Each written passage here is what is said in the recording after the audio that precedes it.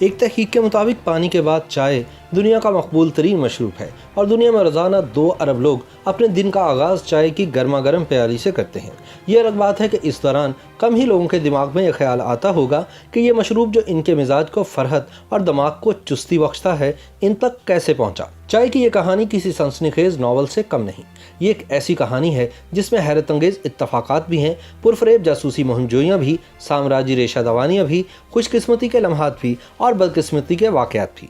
چائے کا آغاز کیسے ہوا اس کے بارے میں کئی کہانیاں مشہور ہیں۔ ایک کے مطابق قدیم چینی دیومالائی بادشاہ شنونگ کو صفائی کا اس قدر خیال تھا کہ اس نے تمام رعایا کو حکم دیا کہ وہ پانی ابال کر پیا کریں۔ ایک دن کسی جنگل میں بادشاہ کا پانی ابل رہا تھا کہ چند پتیاں ہوا سے اڑ کر دیگچی میں جا گری۔ شنونگ نے جب یہ پانی پیا تو نہ صرف اسے اس کا ذائقہ پسند آیا بلکہ اسے پینے سے اس کے بدن میں چستی بھی آ گئی۔ یہ چائے کی پتیاں تھیں اور ان کے فوائد کے تجربے کے بعد بادشاہ نے عوام کو حکم دیا کہ وہ اسے آزمائیں۔ یوں یہ مشروب چین کے کونے کونے تک پھیل گیا۔ یورپ سب سے پہلے 16ویں صدی کی ابتدا میں چائے سے آشنا ہوا جب پرتگالیوں نے اس کی پتی کی تجارت شروع کی۔ ایک صدی کے اندر چائے دنیا کے مختلف علاقوں میں پی جانے لگی، لیکن خاص طور پر یہ انگریزوں کو اس قدر پسند آئی کہ یہ گھر گھر پی جانے لگی۔ ایسٹ انڈیا کمپنی مشرق سے ہر قسم کی اجناس کی تجارت کی ذمہ دار تھی۔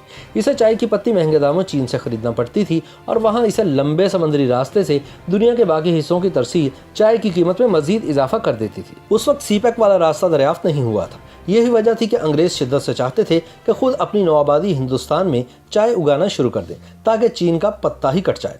اس منصوبے میں سب سے بڑی رکاوٹ یہ تھی کہ چائے کا پودا کیسے اگتا ہے اور اس سے چائے کیسے حاصل ہوتی ہے۔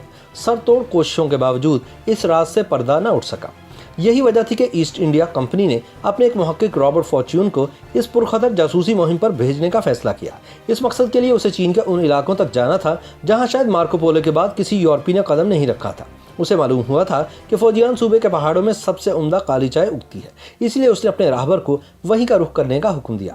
اس مہم میں بہت کچھ داؤ پر لگا ہوا تھا۔ اگر فارچون کامیاب ہو جاتا تو چائے پر چین کی ہزاروں سالہ اجارہ داری ختم ہو جاتی اور ایسٹ انڈیا کمپنی ہندوستان میں چائے اگا کر ساری دنیا میں فراہم کرنا شروع کر دیتی۔ لیکن دوسری طرف اگر وہ پکڑا جاتا تو اس کی صرف ایک ہی سزا تھی، یعنی موت۔ اس کی وجہ یہ تھی کہ چائے کی پیداوار چین کا قومی راز تھی اور اس کے حکمران صدیوں سے اس راز کی حفاظت کی سر توڑ کوششیں کرتے آئے تھے۔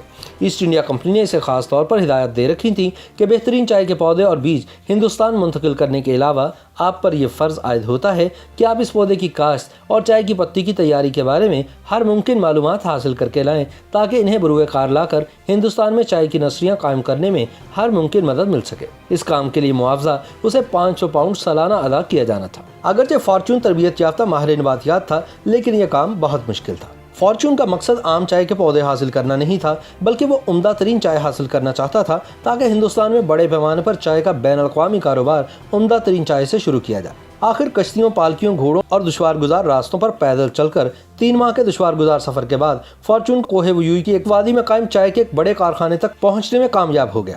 اس سے قبل یورپ میں سمجھا جاتا تھا کہ سبز چائے اور کالی چائے کے پودے الگ الگ ہوتے ہیں، لیکن یہ دیکھ کر فارچون کی حیرت کی انتہا نہ رہی کہ دونوں اقسام کی چائے ایک ہی پودے سے حاصل کی جاتی ہے۔ اصل فرق دونوں کو سکھانے اور پکانے کے طریقوں میں ہے۔ فارچون یہاں چائے بننے کے ہر مرحلے کا گہرا مگر خاموش مشاہدہ کرتا رہا اور نوٹس لیتا رہا۔ اگر اسے کسی بات کی سمجھ نہیں آتی تھی تو وہ اپنے راہبر کی وساطت سے پوچھ لیتا تھا۔ فارچون کی محنت رنگ لائی اور بالآخر وہ حکام سے بچا کر چائے کے پودے، بیج اور چند مزدور بھی ہندوستان سمگل کرنے میں کامیاب ہو گیا۔ ایسٹ انڈیا کمپنی نے اس کی نگرانی میں آسام کے علاقے میں پودے اگانا شروع کیے اور یوں چین کا یہ قومی خزانہ سمگل ہو کر یورپ اور ہندوستان تک پہنچ گیا۔